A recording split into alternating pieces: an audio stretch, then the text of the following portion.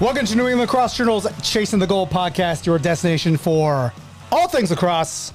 I'm your host, Kyle Devitte. Alongside me, Mr. Owen Hart. We're going. Listen, we're getting ready for preseason. We gotta bring our energy up. We got our coaching hats on. Got the gear on. This is for those of you who don't know, I coach at Hopkinton High School. Where's Hopkinton? That? It's in central New Hampshire. Yep. Everyone knows. Everyone knows where you coach, okay? Yeah. God. It says Tookie on the hat. I made my own hats. I make my own hats because I have to. Because we don't get a lot of gear. It's fine. It's Tookie because the other township that's part of Hopkinton is called Kentucook, and the locals call it Tookie. It's a little bit of a derisive term. It's a little bit, but I chose to wear it with pride because half my boys are from Kentucook and half are from Hopkinton proper. Nice. So a couple years ago, the Westwood basketball team got alternate jerseys, and it said "The Wood," and they got made fun of a lot for that. I will tell you that there's a thing that happened. The head coach at Hopkinton with me, Deacon Blue, he was a player there too, and he's the reason none of the teams are allowed to wear black because they got all black hoodies and like skulls on them and stuff, and now they can't have black warm-ups. It's not in the color scheme anymore. Nice. It's just white forescreen. That's it.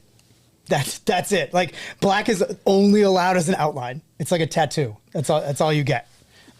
Which is great. You know, small town lacrosse, which we're both JV coaches as well. That's if you're just tuning in. Owen's JV coach at Westwood. I'm a JV coach at Hopkinton, and we are both also assistants for the varsity team. Yeah, I'm getting slowly but surely ready for JV lacrosse, and we're gonna be talking a couple weeks about everything that happened to practice and this and this and that. And yeah, I think we should just do a JV pod where we have like you, me, and like maybe one other person we know that coaches JV, and we just tell the craziest stuff that happens to us. And the first week of practice is just tryouts, right? Like you're not on JV. I mean, I know who's on JV already, but I'll give them a chance. Yeah. Everybody gets an even chance. But the worst part about coaching JV is when you tell kids they're on JV. Yep. That's the worst, man. Like what's your worst story about that? Well, we had a kid, he's a senior now, senior captain. We had a freshman year. He thought he was going to make varsity because of maybe a team he played for. On JV the rest of the year, gets called up for playoffs, does okay. Then next year he was an all-star for our league. I mean, just go with the process. Where you are finished 1 year isn't a defining moment for your whole career. We talked about Cleveland on the podcast a couple months ago. We talked about how he wasn't even playing club lacrosse. He was like a sophomore in high school. It's like slowly but surely don't lose your confidence if you're a freshman on JV. Plenty of kids do it. The best thing that I have seen that I want to remind parents about. It's just a meme. It's just like a little quote, and it says, "The best kid at 8 is not the best kid at 10. The best kid at 12 is not the best kid at 10. The best kid at 14 is not the best kid at 12." Like, there's progressions to sports, and just because someone tells you your kid is this or that doesn't mean they're a shoo-in to make the high school team. I'll tell you that right now. Absolutely. I mean, my story for that is we had a kid who just was convinced he was going to be on varsity. I'm not even going to say what year this was. Just convinced himself. I don't know who convinced him. But like, I told him he was on JV, and it was like you ever watch like videos of cities imploding? Like when you watch that happen inside someone's brain, like they kind of die a little bit, and you're like, oh no. And then I was like, oh, he's crying. I'm like looking, there's no one around. I'm in the hallway by myself. I'm like, dude, it's going to be all right. It doesn't mean you can't ever play. You're a freshman. Like, relax. It's going to be okay. If this is the worst thing that happens to you, you're going to have a sick life. Like, it's going to be okay. Speaking of that, though. This isn't a JV podcast. What kind of podcast is this, Kyle? Not yet. Yep. But what it is the MIAA Division 3, Division 4 preview. Yep. And we're doing this because we haven't done it before. And these teams don't get a ton of recognitions with the exception of one of them. And you'll know it when we get to it. But Division 4 is where we're going to kick off. And, you know, this is going to be a podcast where Owen kind of takes the lead. You know, you're earning your stripes now. I've basically turned the reins of the podcast over to Owen for this. And I'm not saying that to absolve myself of anything bad that happens. But if anything bad happens, it's Owen's fault. Sorry. I haven't gotten your email lists that you get every Monday of all the stuff people say back to you. I haven't gotten that yet. See, I collect them for Monday, and I go through them and devour them like little treats. It's great. It's wonderful. Where are we? Let's count. Let's do kind of top 5 teams, because these are it's still sprawling. I mean, I've said this on the podcast before. The MIAA is this giant sprawling beast of schools that, like, I can't even fathom which school is bigger than which school and how the schools are in the different divisions, and which, like, we had a couple coaches on that are D3 teams, and I was like, how are you? I thought you were D2. I thought you were D4. Like, there's movement in these. Sometimes, like, the coaches don't even know what teams other divisions are. It happens all the time. What do you know when Division 4 started in Massachusetts, for a fact? 2 years ago, 3 years ago. 2022. Half a point to Kyle. Yes. So, yeah, 3 years ago. Yeah. I remember because one of my friends was coaching Wacona, Joe O'Neill, who's on the podcast. Oh, nice. He's coaching Wacona, and like, we're in D4. I'm like, there's a D4? What are you talking? I remember freezing because I'm writing and I'm like, there's a what? He's like, yeah, man, there's a whole 4th division. I was like, since when? He's like, literally now. Yeah. I was like, oh no. And then I kind of pressed them for information. They actually ended up winning the championship. They won the state championship that year. Yes, they did. Yeah. That was when it was at Worcester State, I think. It was. I was not there for that. I was there for the other 2 games. Yep. I had to send someone else to that because it's in Worcester State. It's also like the way they did it, it was the next day. Or like one day and removed. And I was like, listen, I went to college in Worcester. Please don't make me go back. I can't. It's PTSD coming off the exit. I don't need to be there all the time. If I'm not there for a Clark alumni thing, I'm not there. Yep. You know? So let's kind of break it down. Let's go through what happened last year in Division 4. So just starting off, we have Nantucket, the reigning state championship. They cruised to the state final, like, but they were scoring at will. Then the state championship game, it was a great back and forth with Sandwich, who we'll talk about a little bit later. Yep. It was a defensive battle, 7-6. Those games are really fun. Nantucket, a team that I thought was going to be good. I didn't think that they'd be the number 1 overall seed, which they were. I think that they only lost 1 game all year. 16-1, and it was just a back and forth battle. They hoisted a banner. I can't imagine living in Nantucket playing lacrosse games against. You have to get on a boat. That's the island, right? I don't. Yeah. Sorry, that was my New Hampshire really showed right there. That's the island town, right? Yes. Right. Yeah. Yes, they're on. I just can't imagine those kids having to get on a boat every day, going to play another team, and then not even off Cape. So you have to go there, then drive off Cape to go somewhere else. The mental fortitude that those players must have is insane. That is crazy. I have to do that just for every regular season game. And then let alone the playoffs when it gets even hotter, more intense. Mental fortitude show. They hosted the banner. I wouldn't say shocked because Nantucket's always a great program, but very impressive. The team who they beat, I think, will maybe be the number 1 team this year in Sandwich. And I think that you alluded to it earlier. Oh, no, I don't know if that was off air. Cut that. Of the 2 brothers that they have on that roster who they are 2 of my new favorite players I've ever seen in Massachusetts. I don't remember which one is which. Cole is the pole. I don't remember. Yeah. But I apologize if I get your name wrong. He slides vicious to take the ball away. Yeah. He can clear it nobody's business. He can shoot it if you have to. If you leave him space, he can put it in the back of the net, and that is always, especially in a lower division, that is always a threat that'll get you wins, get you goals, and also spreads the floor out. If they slide to you, he's got weapons all around him. And I apologize for forgetting the brother's name. He moves off ball. If you're a lefty shooter, I was also lefty shooters, but in Massachusetts, you need to be able to master reading that slide, where to move your feet, because you got to be like 3-point shooters of basketball. You got to just keep moving, Cole's the attack man. Cole, one of the best off-ball attack men I've ever seen in Massachusetts. You did a little preview, yes, and I was like, you got to get a photo for this, and you sent me the photo of him doing this, and I was like, ooh, spicy. I like it. That's good.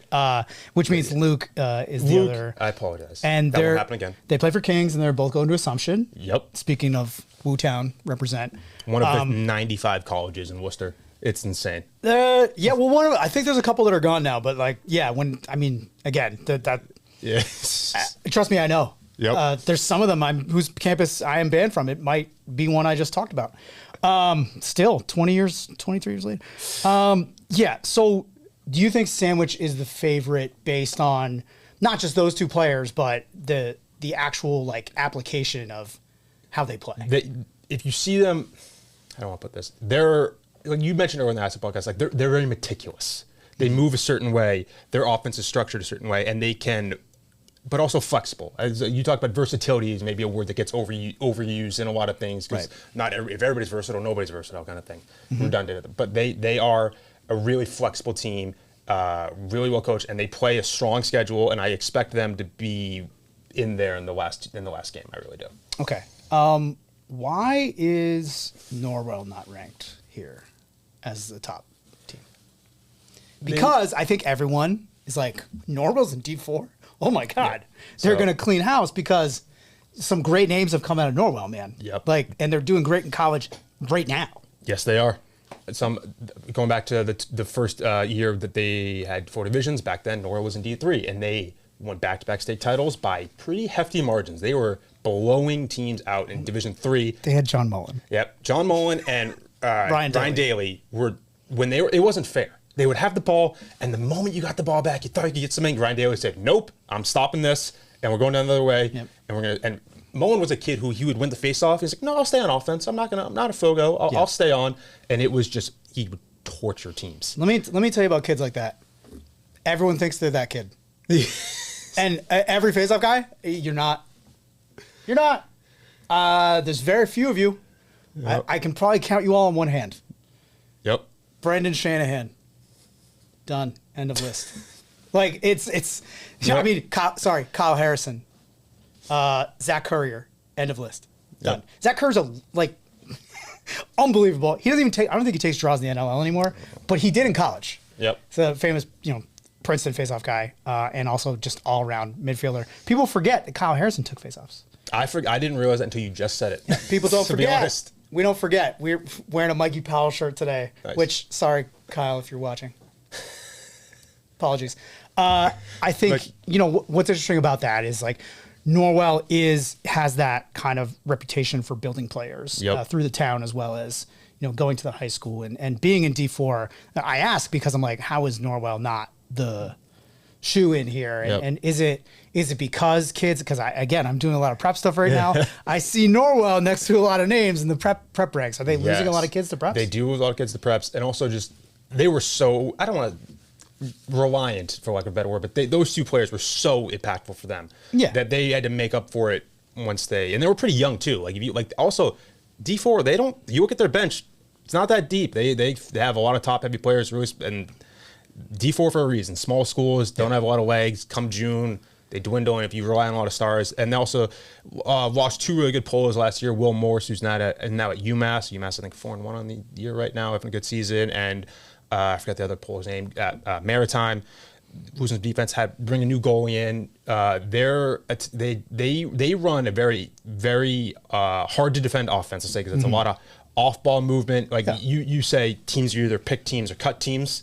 Right. It's one of their offense. They run a very good. Those kids move without the ball. They cut well, and it is impressive and hard to defend. Yeah. And I expect them to be there late. I just like Sandwich a smidge better. Yeah, Division 4 in Mass is basically Division 3 in New Hampshire. Probably we're probably worse. I have no qualms about saying that. Yeah. And it's not because like necessarily top to bottom talent. It's the middle. Like you said, there's no depth. Yeah. That's the thing that you're like, oh, my hockey kid is my SSDM, or this basketball kid is my second LSM. Just picking up athletes, Yeah, you basically have to round out your roster because not everyone on the team is on a club team. Not everyone is a quote-unquote lacrosse kid. But you're still building a cohesive unit. And really, what's funny about teams like that, and I know this because I basically coach one, it's how they come together that really determines where you end up. You're picking, Sandwich and Nantucket in the final, but if Norwell brings in legs and guys that can stick on guys and keep up in transition, and kind of maybe a guy that lacrosse is funny too because it clicks with certain people at different times. Yes. Right. Like Absolutely. I remember like just playing with my friends when I was growing up, and like I was just like, why can't you catch? You know what I mean? Like I would just be like, it's not that hard. Just put it out and do this. And they're like, well, you don't do that. I was like, what do I do? I'm like, I'm a snapper. Snap catch. Yep. I don't anymore. Obviously, I'm an adult and played in college. But back then, they were like, well, like you're not gonna do great at catching either. And I was like, shut up. You know, like you're learning at your own pace when it's not your number one sport and you're playing other things. And that's when those kids come in, and you could get one of those kids who's maybe it's his second year, and all of a sudden, like I learned how to shoot. I had a kid last year. He preseason. He goes, hey, coach, watch this. And I'm like, oh, God. By the way, alarm bells immediately. Anytime a kid goes, hey, coach, watch this, it's usually terrible, right? He gets the ball. He's a stompy kid. You're a coach, a stompy kid? Yeah. Just boom, boom, boom, boom. Everything is like a Clydesdale. He gets the ball, and he takes about 7 stompy steps. And then he puts his whole back into the shot. And it's actually, I mean, it goes straight down the middle of the net. But it goes in the net, and it's fast. And he's like, I was like, oh, you learned how to change power from your legs into your shot. He's like, yeah. I'm like, you're not playing offense. Immediately, I'm like, you're not playing offense. No. And he's like, aw. You know, like, just one of those things. A little anecdote for you. It's probably a couple, taking crow hop to the next level. I mean, stomp hop. Let's talk about another team that could be in the mix here, Cohasset. Yeah.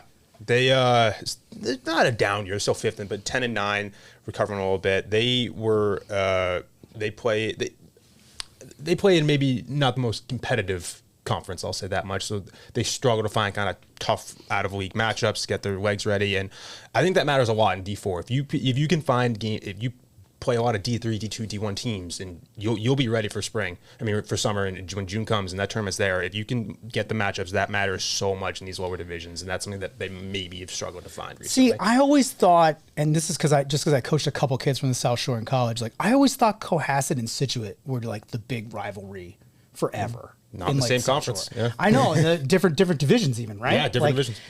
But not always. Well, that's the thing. All these teams move up and down and up to the left and right and center. It's just there's no dull moment in the MIAA when it comes to where teams are in any given moment. I feel bad for you trying to learn it on the fly. It's awful. Yeah. What's another? I think how is I'm trying to think of smaller schools that have won and have a tradition of winning. Dover Sherborne. Yeah. Are they Division 4? D3 now. They're D3, but they were D4. They were D4. Yes. Yeah, there you go. Yeah. I mean, this is literally like I'm less like a parent at home learning about everything, even though I'm trying to cover it all. But yeah, I think Division 4 is interesting in that it so mirrors my experience as a coach in New Hampshire, where I'm just like, oh yeah, it's like 5 teams. Yeah. And then everyone else is kind of like, I mean, this is what I don't get about Massachusetts. You have so many towns, obviously. You have so many schools. But your programs that have successful traditions are like not next to each other. Yeah. That's weird. It's accurate, yeah. Why is that? Do you have a theory? I wish I had a good one. I would say maybe the evolution of kids going to different schools and playing for different clubs might be a factor of it in recent memories, stuff like that happening. Well, I know the clubs. I actually know the club regions better than the town. The actual towns, yeah. Like I know. I literally do. I'm like the map. If you gave me a map of Massachusetts, I would be like Kings, Massachusetts, HGR. The HGR's up there. Piatelli, or whatever it is now. 495. 495. Like I would just be able to pick where everyone go 3D. Yeah. Like I would be able to know. I really would be able to pick it out, but I don't. What's funny is I wouldn't be able to tell you every town in that region. Yep. At all. Like I really wouldn't. Like especially as we get more southern in the state, away from the coast. I don't know what happens out there.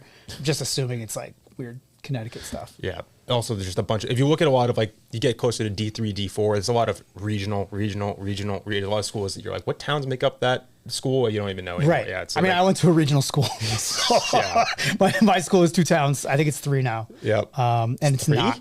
It might be 3. I don't know. Where's weird. There could be like 4 wheres. Who knows? Yes, there's a town in New Hampshire called Ware, Weare.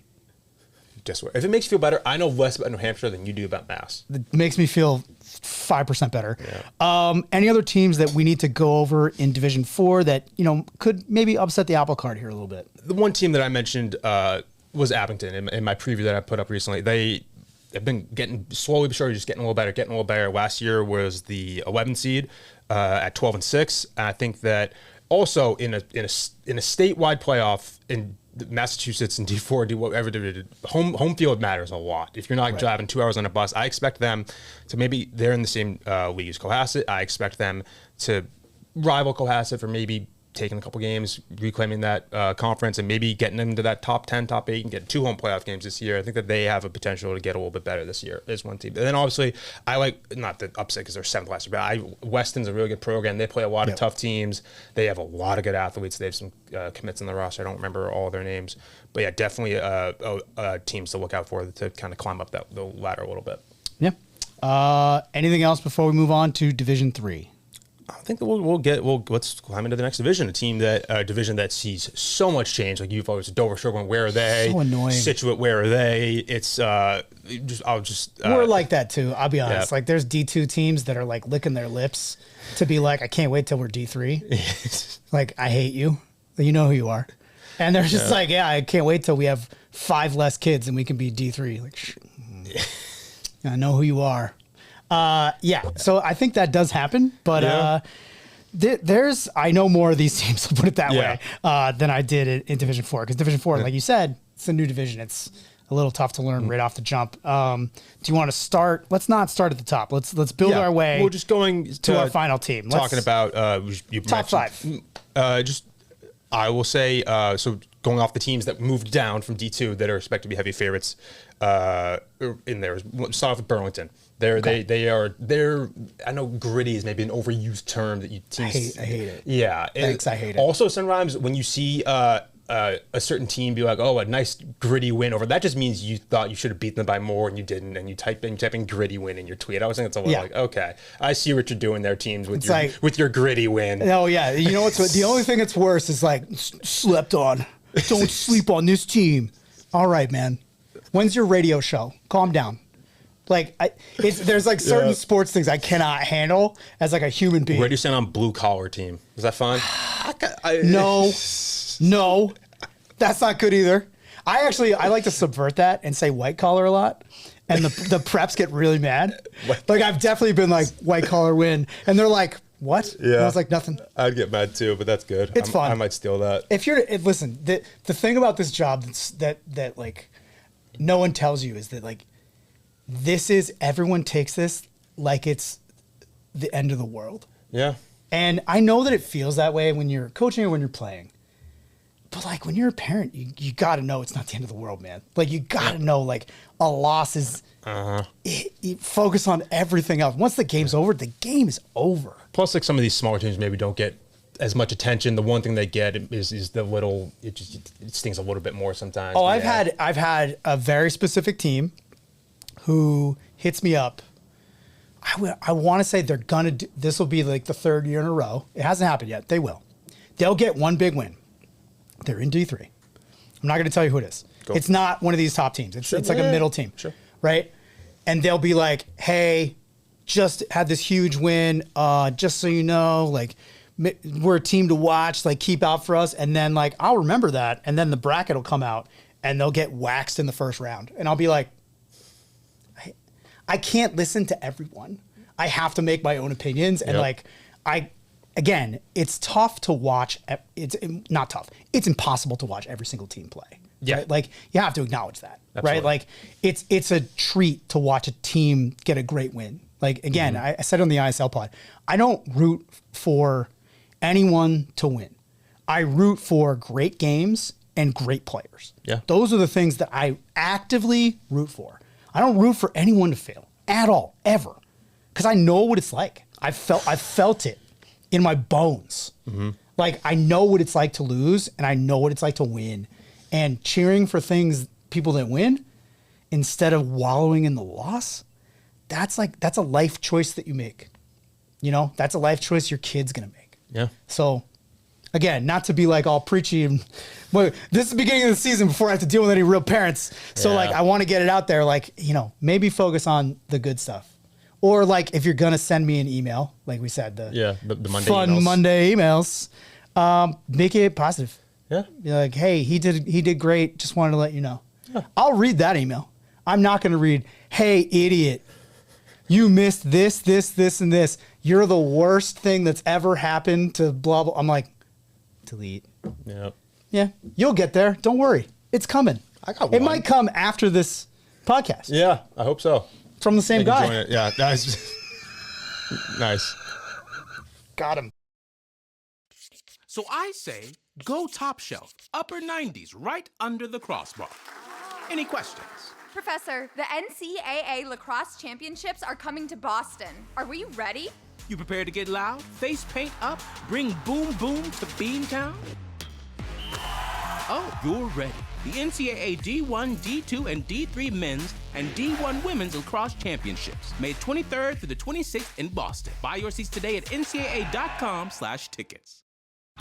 Are you serious about playing your sport in college? Do you need a flexible education that allows you to maintain your practice and competition schedules while also preparing you to succeed at the next level? You should check out the University of Nebraska High School. UNHS is accredited and offers more than 100 online courses, including NCAA-approved courses to protect your academic eligibility. Students could earn a UNHS diploma or take a single course for transfer credit. Courses are college prep, self-paced, and available 24/7, 365.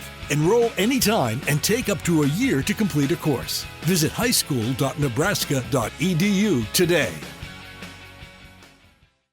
Hi, I'm Jamie Marcoux, AVP for Athletics at LaSalle University. We're proud to offer 15 NCAA Division III varsity sports teams. And last year, all of our varsity teams advanced to the conference playoffs. Our student athletes excel both on the field and in the classroom. LaSalle offers over 60 majors and minors and is located just 8 miles from Boston. With one of the most affordable private educations and housing ranked #1 in Massachusetts by Niche, we're committed to providing an exceptional college experience. Visit lasalle.edu to learn more. All right.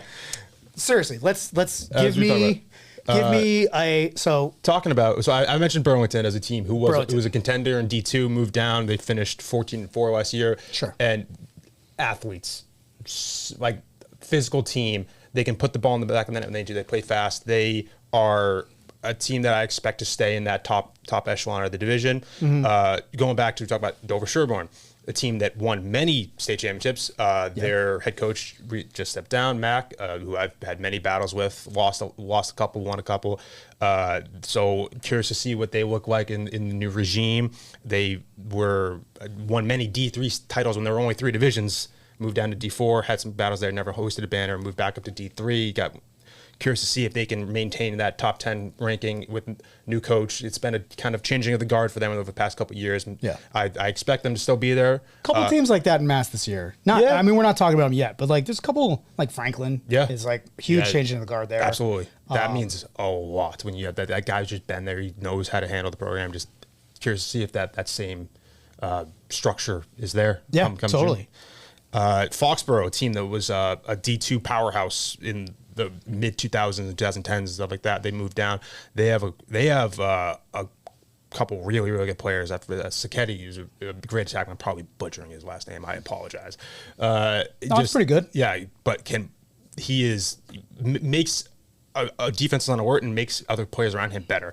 And we're talking about stepping down. I mentioned it with Mansfield on one of my recent posts. The Hawk is up for grabs this year. If you think that Verrocki Franklin on the downs a little bit after losing their coach, Foxborough was saying that, hey, we can climb up and take that crown, win that conference, which I think that Franklin won like the last 20 Hawk titles. It's insane.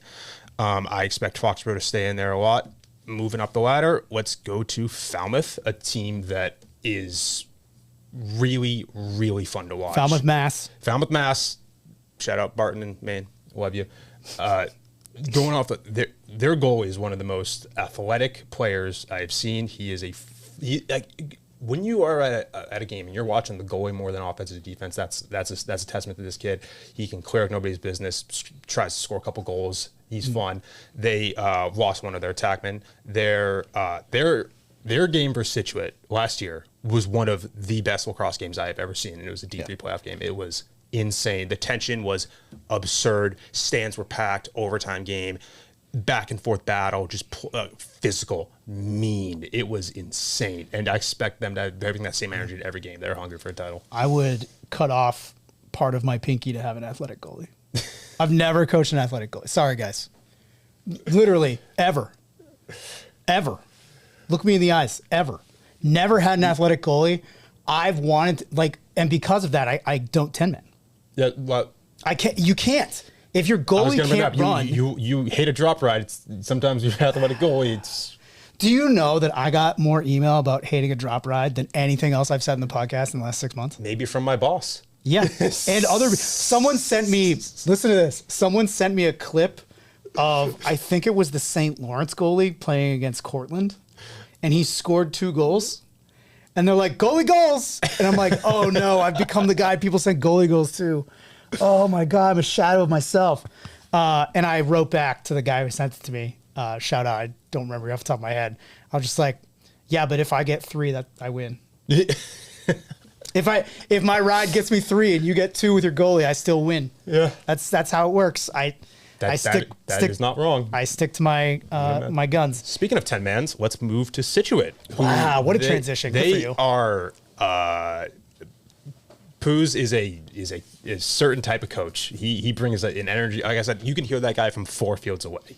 You can hear him on one of our most recent podcasts as well. Good plug. There you go. Yeah, he plays the Situate plays Situate lacrosse, and they will live and die by that. They will try to take your best player out of the game as best they can. They will cause havoc in the middle of the field. They're trying to get the ball back into their star attackman's hands, Willie Robinson, who is one of my favorite players I've ever seen. Yes, he has the ability to dominate a game while not playing selfishly and still make everybody around. It is insane just to watch him play. He's a ferocious dodger. When you see kids dodge mean, they are precise. Yeah, you put a kid in the ground. Yeah, his steps. I'm like, how are you not going to blow out your cleats? Like, oh my God. Yeah. They are a team to look out for. They bring back a lot of good talent. They have a goalie going to Maritime, face-off guy going to Roger Williams. He's obviously going to Army. They bring back a lot of talent. They lose a real good LSM, but they just spawn athletes. They are a blue blood of Division III, and absolutely I expect them to be there in one of the last days. Let's talk a little bit about a team that's kind of come up lately in the past couple of years. That's Nauset. Yeah. That's the kind of a team that kind of not came out of nowhere, but I call these teams post-COVID teams. That's a good way to put it. They not that COVID helped anyone, but certain teams bounced. Yeah. Right? They bounced back from it, either because they had new coaches or new philosophies or new systems that were employed. And now we're looking 5 years later. I mean, that's me. That's what we did, right? We rebounced, or we tried at least. And that's just kind of something that happens. It's a phenomenon. There has to be a better way to put it than post-COVID. It's got to be another term that we can make up for that's better than that. But that's a phenomenon that's taking place across a lot of sports, not just lacrosse. Going back to 2022, which was the first year that they did the statewide and the power rankings as opposed to the regions. Yes, they were back when they were D2. They were middle of the pack. I think they were between the 10 to 15 range. And then 2023, they just went zoom. And they went 16-2. They were the 2 seed overall, just studs. Their senior class was insane. And then I forget who they lost to in the playoffs that year. I believe it was Bill Rick. And then the Bork obviously went on to lose in the state finals to Longmeadow. Sorry, this is just massive cross history. So fun.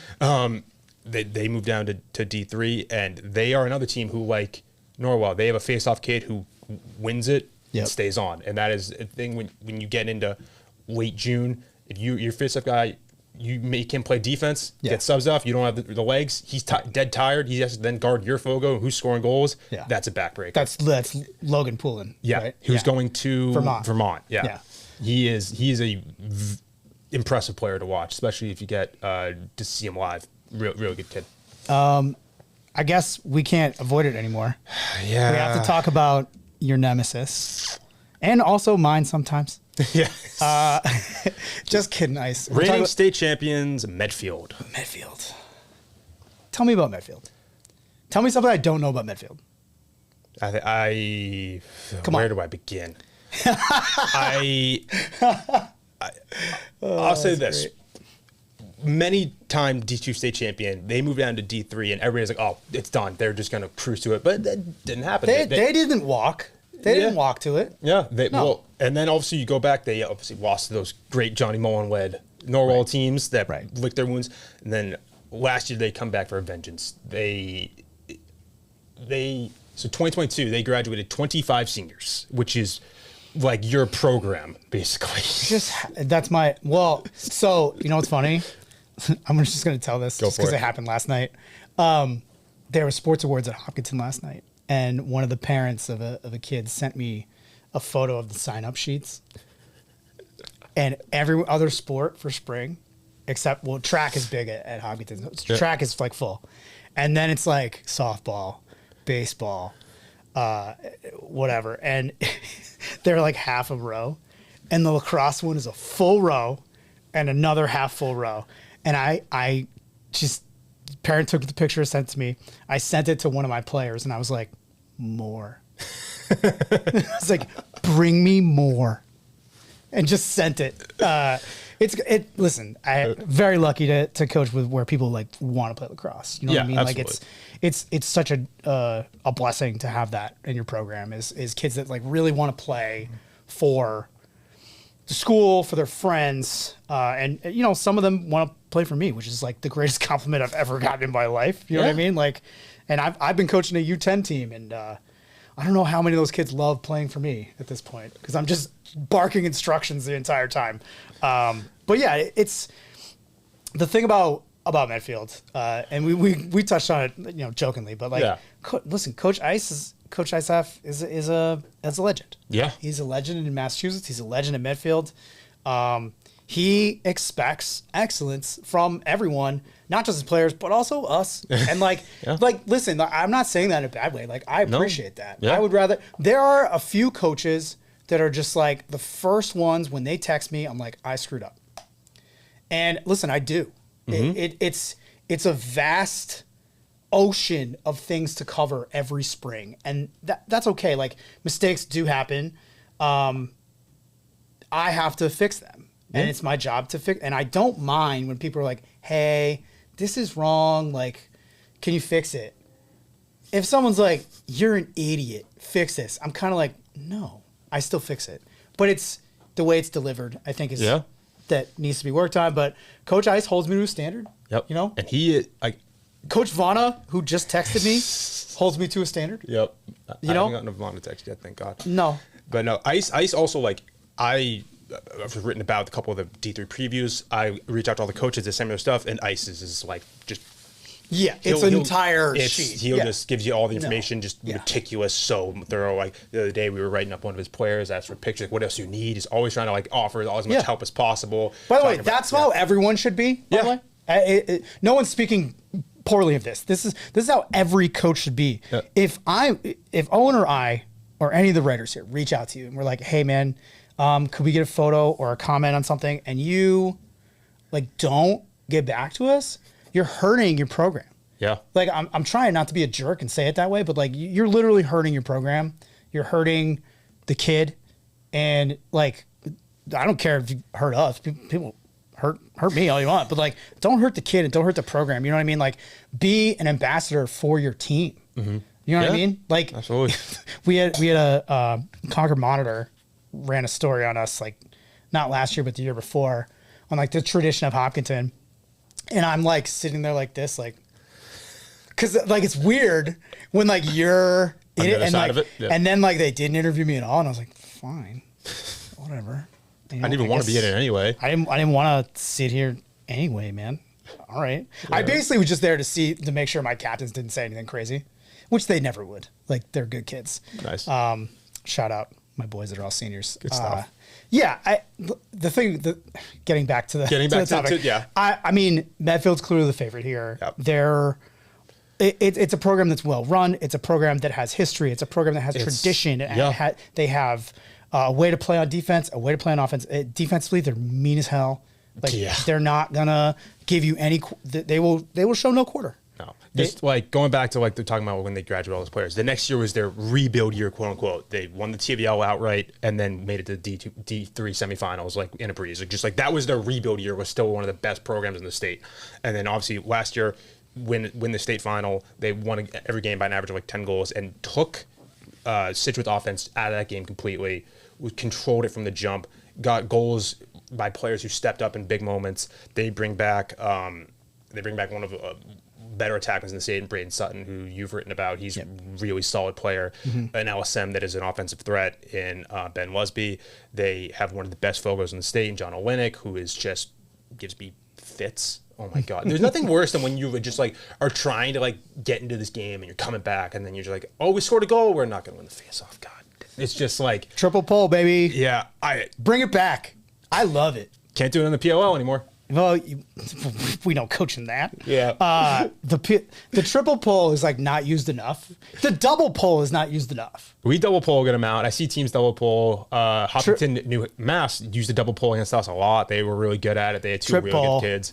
I might try to JV this year. Just one. If I don't have a fogo, I'm just gonna pole. We did a all pole face off once, and I thought varsity or JV. JV. I thought my brain was gonna jump out of my head. I was like red, and like kids are standing at the half line. I'm like, what do you? Get off! Like I'm trying to like hold it in, like it's JV, Kyle. It's JV. Calm down. Yeah, I think I bring it back. The thing that, again, not to just heap all the praise on Medfield, but like they really are seen as the team to beat here, even with those other teams that you mentioned coming down, which I think is a testament to, the success of the program and how well it's run. Absolutely. I think one of the things that not like befuddles me, but the thing that I still am trying to adjust to is, and I'm sorry to bring this up because this happens with your program, is these towns that have this history of like really having a good youth program, kids coming through it are developed, they're going on to play on good club teams, and then they kind of, I don't like using the word poached, but since this is an MIAA podcast, you say it. They get poached by prep teams, right? And I'm shocked. And I'm not saying, please, don't get mad at me for this. Like, I'm saying, like, I'm shocked that more people aren't trying to poach Medfield. But, like, the other part of that, the reason kids don't leave programs like Westwood or Medfield or anywhere else that has, like, a tradition of, like, at least winning a little bit, being there, right? Or being in the mix, right? Is because, like, it's not because they win. It's because they have a history of, like, developing the players there and being great in their own way. And I think that's something that they need to be credited for. Yeah. Right. And again, I'm not trying to get people to go chase down people and take them away from schools. That's not what I want. I'm a public school coach that covers prep. So the line is very thin, my friends. It's very thin. But I'm walking it. And again, this is an MIAA pod. So now I'm on the public school side of this pod. So I get it. I just think that there's so much of this happening in mass that, like, go back to the COVID thing. Like, I know a lot of players who, once that year hit, they said, getting out of here, and I'm going to go get my eligibility somewhere else. Yeah. And I think that's maybe we see that come back around with this year's, with all those kids now graduating. I don't know. I haven't looked at rosters. I haven't looked at commit lists. I don't know what the actual numbers look like. But if that does end up bearing out, I'd be excited for it. I will say 2025 seniors, like this year, it's very down for New Hampshire. Okay. In terms of NHIA. Yeah. Whether that and commitments, whether that's because they all went to preps, I don't think so. It depends on who you count as a prep. That's the next podcast that we'll get into. And of course, we're talking about the Catholics there, and we have Catholics in New Hampshire too. Yeah. And they do the exact same thing. What else can we go through? Do you want to pick your champions for D4? I will. I'm going to have to pick Sandwich. Yep. And I think that if it's not Sandwich, I'd pick Norwell. They are.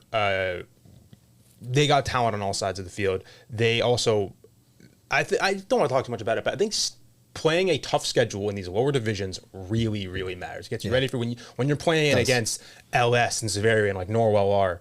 When you get to June and you're playing against these teams that wouldn't hold up against them, that goes a long way. And Norwell really tests themselves. They believe in their strength of schedule. And I think that if you don't venture out of where you play a little bit, it comes back to bite you when you get to June and these teams are coming heavy. Could you send that email to my AD when you get a chance? That we would love to play other people. Come across the border. I'm sure Mass would love to play some. Yeah, it's a far drive. Nobody's getting out of bus. This is what we're going to do. I proposed this in a text message to Owen several times. Yep. We want to have like our own JV play each other. We want to play each other's JV. Yep. We're not sure either one of our schools is going to let us. I think it would be awesome, though. I think it'd be fun. Neutral site games. Also, going off the topic, I'm seeing a lot of neutral site games this year in the MIAA. People playing at Merrimack. People are playing at UMass. People are playing all. Are they early? I don't remember, but I think some of them are in April. I don't know if there's any May ones. It's turf. Yeah, it's 100%. We don't have turf. We have to get a game in, and that's that's another struggle of all of New England, right? Like not just like BG's playing a couple neutral site games. Yep. I mean, I'm always sending. I feel like every year someone goes, "Hey, do you know of a turf field?" And I have like 6 that like I know of that are within driving distance, and I always send them, and they're like, "Oh yeah," and then we don't go there. Or anyone else goes there, it's wild. MIAA game in one of those domed fields and like 4 kicks and toss. Dude, I'll go down to Weymouth to play a game. I don't care. Yeah. It'll be fun.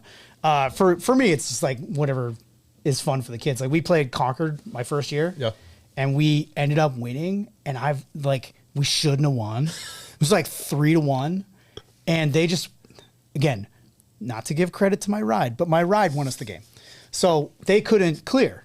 They didn't have enough guys that could run or get the ball up and over. They had they had 40 more guys than us on the bench, but we just like stayed in it and held possession and like kept getting shots and kept getting shots and kept getting shots. And we went. And I remember that. I'll never forget that game. Is the thing that made me be like, "Yo, this is awesome. This is way better than coaching college. Coaching college is brutal, dude. It is brutal because you're." Sorry, I'm not going to get into it. Okay. I'm not going to jump into it. We're running a little long on time. So you got Sandwich in D4. Yep. Who do you got for D3? I just have to go with Medfield. It's just like it's boring, but you just know it's going to happen. I mean, granted they lost a couple of talent. They're bringing in a new goalie. I don't know if that matters. You see their team. They got 4 goalies on the sidelines at every game. I don't think it matters. Like, it's just like we talk about. If you see a team with multiple goalies, you're like, I wish I had. Dude, I don't want to talk about it. My goalie situation is like I'm not feeling great about it just because we don't have a backup. So we have like one kid who's a sophomore who played total varsity minutes probably 1 hour. Like total. Last year, he played every JV game. I think he was our JV goalie. But he's our starter now. And we have another kid who's like, oh, I want to play goalie. I'm like, you won't after the first week. Because guess who warms up the goalie? Like, it's hard being nice to goalies. It's tough for me. Yeah. I try to build them. Break them, then rebuild them. Right? I wish you good luck. I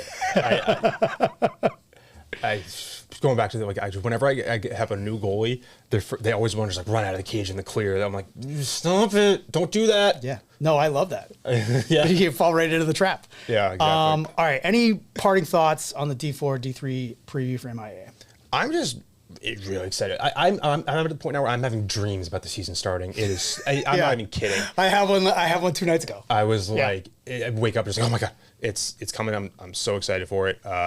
Send us your results. I'm curious to see what teams beat what. I expect D3 and D4 are a lot of fun because teams are kind of doing this. You get to the higher divisions, the teams are kind of the teams. This one, there's a lot of moving up and down. I'm really excited to see where teams end up, and I expect. I mean, there's also crazy moments. I talked about that Situate Falmouth game. There's always great moments in these lower division playoff games. It's insane. It's all about atmosphere. Yeah. You know, like if you have the tradition and you have the bodies and you have the ability, you know, it goes a long way. Yeah. Smaller schools, like you can be the crown jewel sports program. Yeah. You know, you just got to build it. You got to have the right coach. You got to have the right culture. That buzzword that you hate. Yeah. But I also love it because I get to use it a lot. Yeah. All right. That's going to do it. Thanks again for listening to New England Lacrosse Journal's Chasing the Goal podcast. For Owen Hart, I'm Kyle Devitt. We'll see you next time. Go Hawks.